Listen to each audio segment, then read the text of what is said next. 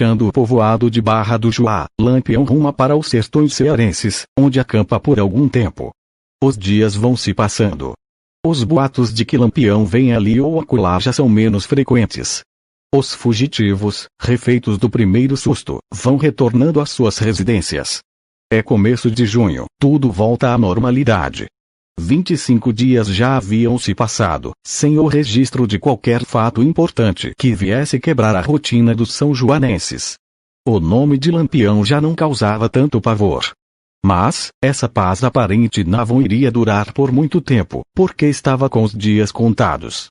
Pois, enquanto se imaginava que Lampião, acossado pelas volantes, estivesse bem distante daqui, este continuava nos sertões cearenses, bem pertinho de nossas fronteiras, recrutando cangaceiros, adquirindo armas e munições, e arquitetando seus planos de assalto a Mossoró. No dia 9 de junho de 1927, numa tarde de sol a pino, Lampião, depois de reforçar seu bando, passa por Pilões, sem se demorar, indo descansar em Luiz Gomes, Rio Grande do Norte. Antes, porém, atacou o povoado de Canto do Feijão, hoje Santa Helena, onde matou Raimundo Luiz do Nascimento, um dos fundadores do lugar. Tomada de surpresa, São João do Rio do Peixe se alvoroça. O mesmo corre de antes. As famílias, assustadas, fogem para o mato ou para a vila, em torno da qual levantam-se, às pressas, as trincheiras e organiza-se a resistência. Nessa hora, José Gonçalves Dantas, conhecido como Zé Grande, voltava de seu roçado, por uma vereda, em companhia de alguns trabalhadores de eito. Ao desembocar na estrada de acesso à localidade conhecida por Passagem Rasa, deparou com o bando que vinha a poucos metros de distância. Sem perda de tempo, Zé Grande atirou-se ao chão, dentro de um capão de mata-pasto, sobre um formigueiro, no que foi imitado por seus companheiros. Coberto de formiga preta, sem gemer e sem se mexer, ele suportou as inúmeras picadas daqueles insetos, até passar o 26º par de cangaceiros, que troteavam em fila dupla, de costado. Depois de atravessar São João do Peixe, Lampião chega a Luiz Gomes, RN, no mesmo dia, 9, onde fez seu primeiro pernoite em terras norte-rio-grandenses. No dia seguinte, logo cedo, levanta acampamento e prossegue viagem. Percorridas 35 léguas, a galope puxado, em cujo percurso assaltou dezenas de fazendas e localidades, Lampião chega a Mossoró, precisamente às 16 do dia 13 de junho, travando violento tiroteio com a sua defesa, composta de mais de 200 homens, bem armados e bem protegidos. Todavia, nesse meio tempo, o sigilo sobre o assalto já havia sido quebrado, e as notícias, rapidamente, espalharam-se pelos sertões, chegando aos ouvidos do senhor Antônio José de Souza, residente em Pombal, PB, segundo o qual, levou-as ao conhecimento do então presidente do estado da Paraíba, que, por sua vez, comunicou-as ao seu colega norte-rio-grandense, a quem coube tomar as devidas providências. Surpresa essa com a qual não contava Lampião. Ver Souza, Antônio José de Apanhados Históricos, Geográficos e Genealógicos do Grande Pombal, página 221. Em dado momento da luta ferrenha, Colchete, ao tentar assaltar uma das trincheiras espalhadas pelos principais pontos estratégicos da cidade, recebeu um tiro, a queima-roupa. Jararaca, arrastando-se pelo chão, tenta retirar as armas do colega morto, mas recebe um certeiro tiro no peito, dado por um dos defensores postados na torre da igreja.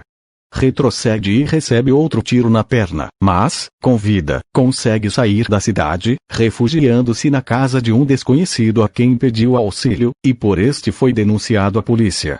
Cheia de lances dramáticos, a luta, que só terminou por volta das 18h30, deixou o saldo seguinte: um soldado ferido e uma mulher morta, de susto, da parte dos defensores. Um cangaceiro morto, no local, e 10 feridos, do lado dos atacantes, entre os quais Jararaca, que foi capturado pela polícia, no dia seguinte, numa casa nos arredores da cidade, onde se homiziara. Ver Lampião, Seu Tempo e Céu, Reinado, Vol. Página 225, obra de Frederico Bezerra Maciel. Por volta das 23 do dia 18/06, Jararaca era retirado da prisão e algemado. colocado num automóvel da polícia, foi levado para fora da cidade, e não para Natal, como lhe disseram os policiais na hora da partida. Ali, numa cova rasa, ao lado da de Colchete, foi enterrado vivo, sem um menor respeito aos princípios de humanidade. Entretanto, esta era uma prática muito comum, sobretudo aqui no Nordeste, quando ainda imperava a lei de talião, olho por olho, dente por dente. Ver Lampião, Seu Tempo e Seu Reinado, Vol. I. Página 230, obra de Frederico Bezerra Maciel. Decepcionado por não ter conseguido assaltar Mossoró, Lampião bate-se em retirada para o Ceará, onde se refugia por alguns dias, período durante o qual travou quase uma dezena de violentos combates com as forças conjugadas de 4 estados, cujo número de integrantes somava mais de 300 praças bem armadas. Acossado pelas volantes de 4 estados, Lampião, depois de zigue-zaguear pelos sertões cearenses, paraibanos e norte-riograndenses, e furar vários cercos, retira-se para Pernambuco, e, daí, para outras paragens, terminando, assim, suas incursões pelo território de São João do Rio do Peixe. No dia 16 de junho de 1927, ocorreu um fato triste e lamentável, que chocou toda a comunidade são-joanense, além de deixá-la empolvorosa. Enquanto o delegado da cidade, Sargento José Faustino, assistia à missa na igreja matriz de Nossa Senhora do Rosário, que ficava a poucos metros da cadeia pública, Laurindo Tavares de Oliveira e Antônio Tavares de Oliveira, irmão e cunhado de Vicente Tavares de Oliveira, respectivamente, assassinado por um homem que se encontrava preso, cujo nome não se pôde apurar, entenderam de vingar a morte do parente. Aproveitando-se da ausência do delegado e da polícia, invadiram a cadeia e atiram no preso, ferindo gravemente. Ouvindo os estâmpidos dos tiros, o delegado correu para o local para ver o que estava acontecendo. Adentrando a cadeia, deparou com a cena. Tentou impedir a ação dos atiradores, chamando-os a atenção, mas não foi atendido. Então, o sargento sacou de uma Mauser, mas a arma engasgou e não disparou um só tiro. Então, os 2 homens atiraram contra ele e o mataram. Pensando que se tratasse de um ataque do bando de Lampião, a população entrou em pânico, generalizando-se a confusão. Houve gritos e correria de todos os lados. A defesa da cidade, formada por dezenas de civis e militares, entrou em estado de alerta máximo. Em meio à confusão, José de Lavras, membro da resistência, foi atingido por uma bala perdida e morreu na hora.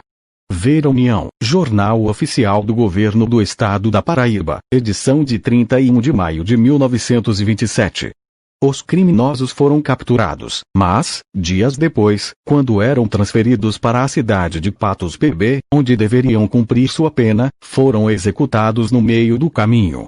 Relato de Otávio Tavares de Oliveira, conhecido como Otávio Marchante, irmão de Vicente Tavares de Oliveira. Lampião encontrou a morte na madrugada de 28 de julho de 1938, no próprio esconderijo, na Grota do Angico, estado de Sergipe, onde ele e seus companheiros estavam reunidos, há poucos dias, a fim de tratar de um assunto, cujo conteúdo jamais será esclarecido. Colhido de surpresa, o bando foi dizimado em pouco tempo, mal tendo tempo de esboçar uma pequena reação. Além de Virgulino, tombaram mortos 10 cangaceiros, inclusive Maria Bonita, sua companheira, e um soldado da polícia. Saindo ferido, entre outros, o tem. João Bezerra, comandante da Força Volante, que estava no encalço do bando desde algum tempo. Após a refrega, os cangaceiros foram degolados, e suas cabeças foram levadas pela polícia e apresentadas ao povo, como um valioso troféu de guerra, nos lugares por onde passava o cortejo macabro. Assim, terminou o reinado de Lampião. Concluindo, afirmamos que, durante o seu reinado, Lampião passou 3 vezes pelo território de São João do Rio do Peixe, mas nunca atacou a sua cidade.